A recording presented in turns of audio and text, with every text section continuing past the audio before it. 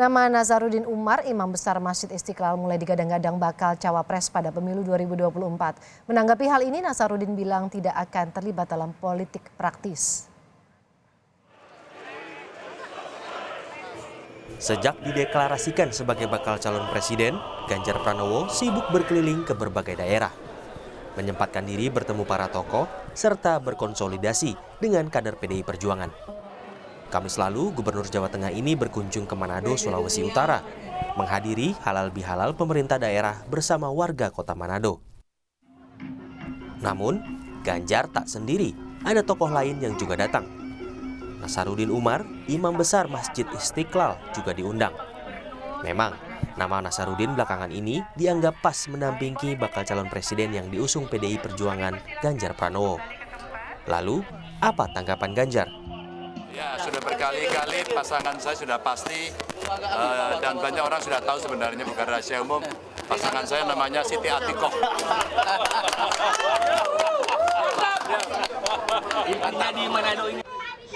Kecocokan Nazaruddin sebagai tokoh NU dan Imam Besar Istiqlal dengan Ganjar diutarakan Ketua DPP PDI Perjuangan Said Abdullah. Meski demikian, Sang Ketua Umum Megawati Soekarno Putri masih belum deklarasikan pilihannya.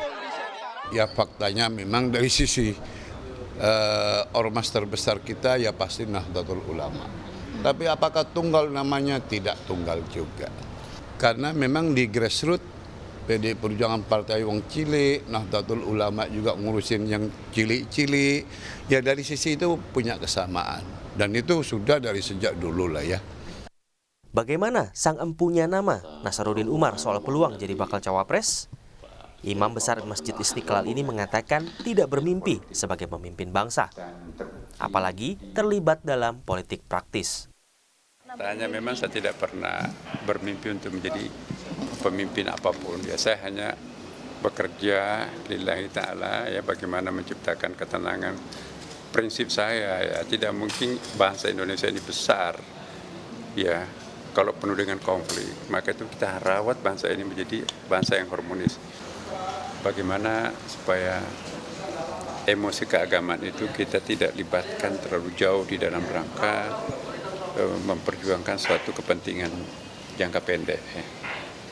Maksudnya bagaimana supaya di dalam berpesta demokrasi itu tidak mengganggu harmoni antar umat beragama maupun internal antar umat beragama itu, ya. Nazaruddin Umar dilirik oleh dua partai politik, yakni PDI Perjuangan dan Partai Persatuan Pembangunan atau P3. Nazaruddin dinilai santun dan memiliki pengalaman cukup. Tim Liputan, Kompas TV.